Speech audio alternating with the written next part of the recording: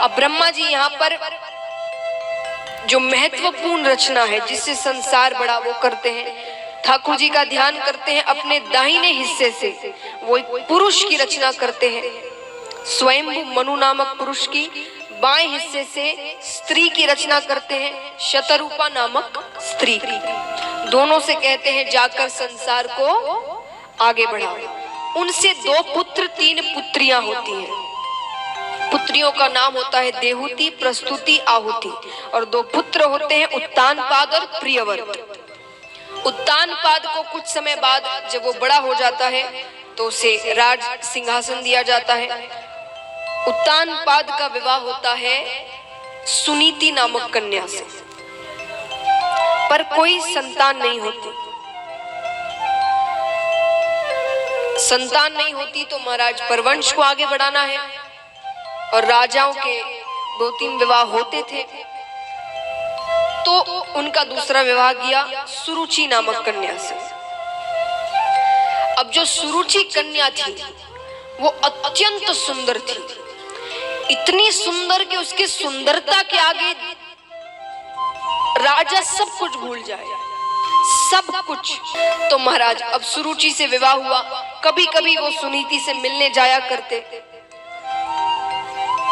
देखिए महाराज, विवाह होने के बाद वो पूरी तरीके से सुनीति को भूलते गए, कभी कभी मिलने चले गए, थोड़ा प्रेम दिखा दिया, चिंता करते हैं बता दिया, पर धीरे धीरे वो मिलना कम होता गया। अब ठाकुर जी की लीला देखिए, सुरुचि से विवाह क्यों किया गया था राजा का? संतान के लिए, क्योंकि सुनीति को संतान नहीं हो रही थी। पर यहाँ पर सुरुचि गर्भवती होती है, वहां सुनीति भी गर्भवती होती है। 9 महीने पूरे होते हैं, दोनों को बालक होते हैं, पुत्र होते हैं। सुरुचि से जो पुत्र होता है उसका नाम रखते हैं उत्तम, और सुनीति से जो पुत्र होता है उसका नाम रखते हैं ध्रुव। बच्चे थोड़े बड़े होते हैं। अब यहाँ पर एक बार राजा युद्ध कर कर वापस लौटते हैं, युद्ध जीत जाते हैं। पहले जब भी वे युद्ध जीतते थे सुनीति के पास आते थे, क्योंकि वो बड़ी रानी है, वो स्वागत करती थी, फिर सुरुचि के पास जाते थे। इस बार वो सुनीति से मिलने नहीं गए, सुनीति से नहीं मिला, ध्रुव से भी नहीं मिले। सुरुचि के महल में आते हैं, सेवकों से कहते हैं कि किसी को भी अंदर मत आने देना। ध्रुव को पता चलता है कि पिताजी युद्ध से वापस आए हैं। वो दौड़ते हुए आते हैं, पिताजी पिताजी, पर सेवक रोक लेते हैं। सेवक कहते हैं राजकुमार आप अंदर नहीं जा सकते। राजकुमार ने कहा क्यों नहीं जा सकता? मुझे पिताजी से मिलना है। सेवकों ने कहा क्योंकि महाराज ने कहा है किसी को भी अंदर ना आने दिया जाए, अगर हम उनके आदेश का पालन नहीं करेंगे तो वो हमें दंड देंगे।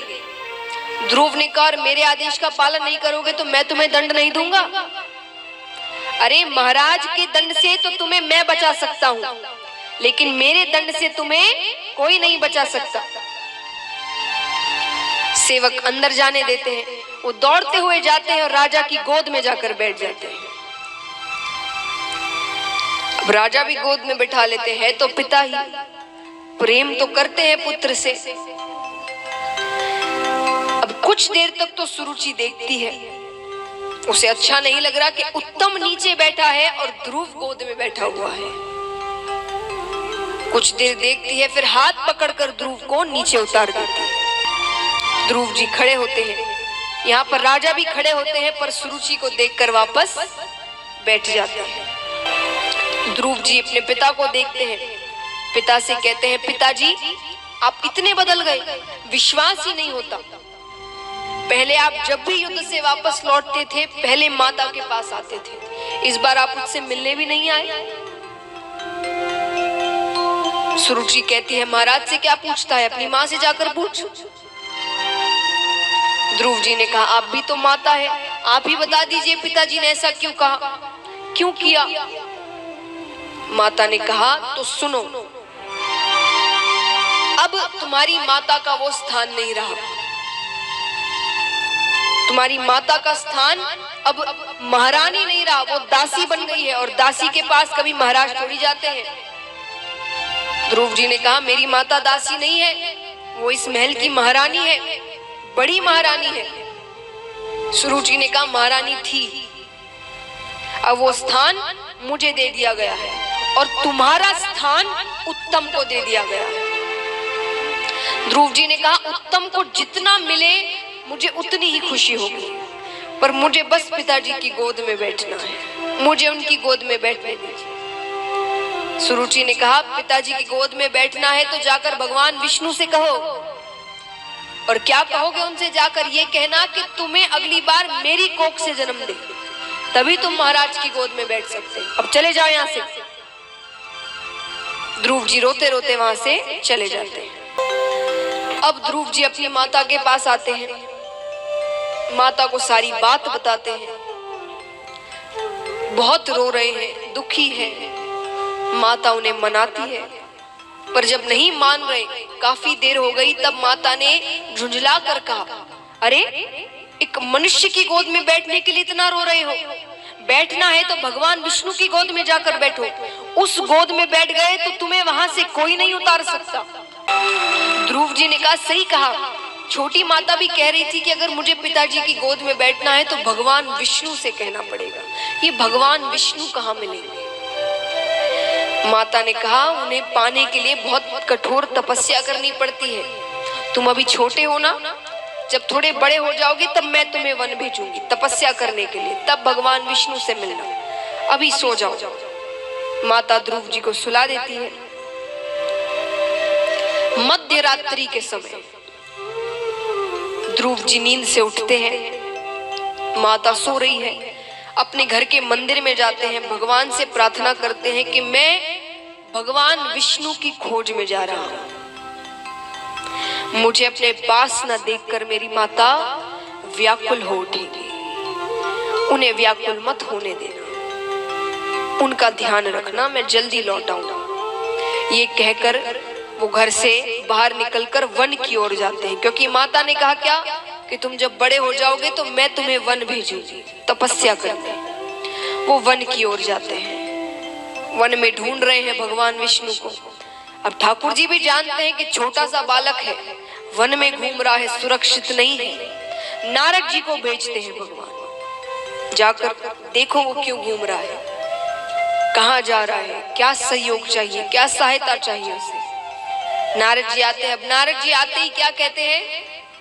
नारायण नारायण। नारद जी आकर कहते हैं अरे पुत्र कहाँ जा रहे हो, किसे ढूंढ रहे हो? ध्रुव जी ने कहा आप कौन? नारद जी कहते हैं मैं नारद हूँ। अच्छा नारद जी, माता ने आपकी बहुत कहानियां सुनाई थी मुझे। मेरा नाम ध्रुव है, मैं भगवान विष्णु से मिलने जा रहा हूँ। आप तो उन्हें जानते हैं ना, भगवान विष्णु कहाँ मिलेंगे? नारद जी ने कहा भगवान विष्णु यहाँ नहीं रहते, वो बहुत दूर रहते हैं और उन्हें ढूंढने के लिए मृत्यु का सामना करना पड़ता है, जीवित नहीं मिल सकते तुम उनसे, वो क्षीर सागर में रहते हैं। ध्रुव जी ने कहा मुझे मृत्यु का डर नहीं है, मृत्यु का भय नहीं है मुझे, पर मुझे जीवित ही उनसे मिलना है। ठीक है, मैं उनसे नहीं मिल सकता तो वो तो मुझसे मिल सकते हैं। नारद जी ने कहा क्या मतलब? अरे मैं उनके पास नहीं जा सकता तो वो तो मेरे पास आ सकते हैं। नारद जी ने कहा क्यों नहीं, जरूर आ सकते हैं, लेकिन उसके लिए कठोर तपस्या करनी पड़ती है। करूंगा, कठोर से कठोर तपस्या करूंगा, आप जो कहेंगे मैं वो करूंगा, मुझे भगवान विष्णु से मिलना है। नारद जी कहते हैं पक्का करोगे? जरूर करूंगा, तो कहो। ओम नमो भगवते वासुदेवाय, ओम नमो भगवते वासुदेवाय। अब महाराज ये तो पहला चरण हुआ, धीरे धीरे तपस्या और कठोर होती जाती है। पहले नारद जी ने कहा कि अन्न त्याग दो, फल इत्यादि लो, जल पियो और तपस्या करो। फिर कहा फल भी त्याग दो, केवल जल पर रहकर तपस्या करो। फिर कहा अन्न जल सब त्याग दो, और अंत में जब अंतिम चरण रहता है तब नारद जी कहते हैं अपनी सांसें रोक लो। सांसें रोकते ही, अब महाराज भक्ति करते करते किसी की मृत्यु हो जाए ये कभी हो नहीं सकता। सांसें रोकते ही पूरा वायुमंडल शून्य हो जाता है, हाहाकार मचने लगता है। देवी देवता भगवान के पास जाते हैं, प्रभु अब उस बालक की और परीक्षा ना ले, उसे दर्शन दे दीजिए। और महाराज साक्षात परम पिता परमेश्वर भगवान विष्णु वहां प्रकट होते हैं। ठाकुर जी कहते हैं ध्रुव उठो पुत्र। ध्रुव जी कहते हैं आप कौन? अरे मैं वासुदेव जिसकी तुम तपस्या कर रहे हो। ध्रुव जी उन्हें गले से लगा लेते हैं। ठाकुर जी बहुत लाड करते हैं उन्हें, फिर अपनी गोद में बैठाते हैं।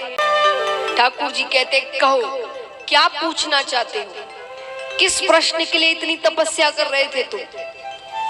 ध्रुव जी ने कहा मुझे ये बताइए कि पिताजी ने मुझे अपनी गोद से क्यों उतार दिया? जब माता ने मुझे इतनी बातें कही तो पिताजी ने वापस क्यों कुछ नहीं कहा? पिताजी माता के पास युद्ध के बाद क्यों नहीं आए? ठाकुर जी कहते अरे अरे अरे इतने सारे प्रश्न एक साथ। एक प्रश्न पूछो जिसका उत्तर तुम सबसे पहले जानना चाहते हो। पिताजी ने मुझे अपनी गोद से क्यों उतार दिया? ठाकुर जी ने कहा यही प्रश्न है जो तुम्हें सबसे ज्यादा तकलीफ दे रहा है। ठाकुर जी ध्रुव जी के सर पर हाथ रखते हैं और साक्षात मां सरस्वती उनके मस्तक पर प्रवेश कर जाती है। ज्ञान उस छोटे से बालक में प्रवेश कर जाता है। ठाकुर जी कहते हैं अब और कुछ पूछना चाहते हो? बोले अब और कुछ नहीं पूछना, सारे प्रश्नों के उत्तर मिल गए मुझे।